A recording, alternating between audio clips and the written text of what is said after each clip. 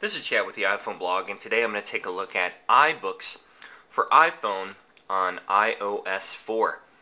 So this just came out today. It's pretty slick. You can open it up. It defaults to your shelf, and it automatically, as soon as you launch it, you get the little gears spinning up by the Wi-Fi signal letting you know that it's syncing your bookmarks and notes and highlights and everything over the air to any other iOS 4 devices that you have. Now, what's kind of nice on this is if I pull it down just a little bit, you get an additional search menu, and you can change your view from icon of books to lists, which is kind of neat. So what we'll do is, before we open a book, we'll go ahead and take a look at the store. Rotates over just like the iPad. Very, very, very nice. You have your top of the charts next to it. You can browse by category, or I should say by authors more specifically. And then you can go over to categories up over on the left. Then you can search. And what's nice when you search is you basically are presented with your list. And when it comes up, you can read all about it. Now the thing with this is that it doesn't come with Winnie the Pooh. It's a free download, but it doesn't come as part of the install, which I found a little peculiar. So then what we can do is we can tap on a book to open it. And once you do, you are presented with the exact same interface that you have on the iPad. If you have not used it, it's pretty slick. You can tap on the right-hand side to go from page to page to page. Tap on the left side to go back. You can drag from the corners. You can see you can get that nice little paper action there. It's pretty cool. You have your brightness adjust, so you can adjust in real time, which is pretty nice. You have text, so you can make things bigger or smaller, respectively. You can choose different fonts. You have those available right here. And you can even turn sepia on or off, which kind of gives it more of a parchment look. I can bookmark the page that I'm on by just tapping this corner here.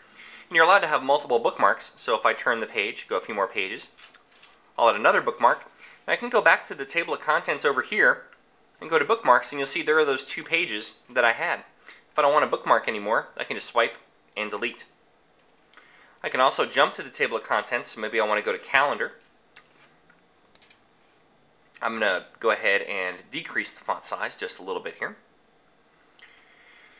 And if I tap and hold, I get the selection handles, and when I select something, I can highlight, makes it yellow. I can tap it again and add a note.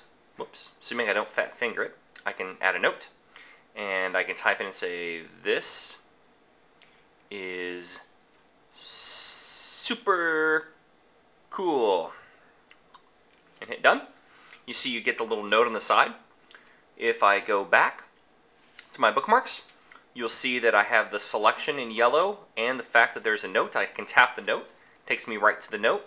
Tap the text, takes me right to the text. Fantastic. One of the neat things that they added here is that when I search for something, and let's say I search for iPad, it's going to come up quite a lot in this document. It's going to sit here and search through all the chapters. Might take some time, but then at the bottom I can continue my search with Google or with Wikipedia, which I think is pretty neat.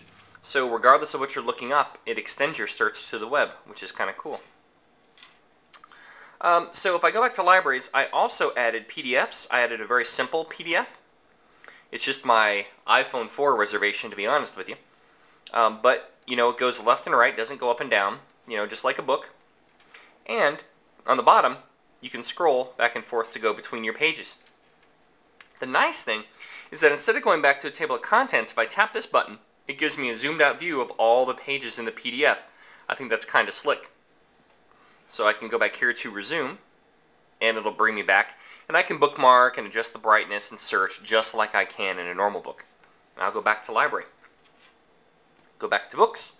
And that pretty much within itself is iBooks for the iPhone. Specifically, this is running on a 3GS. I should have another review for the iPhone 4 version when that device comes out. But in the meantime, go get it. It's a free download, and it's very cool. This is iBooks for iPhone.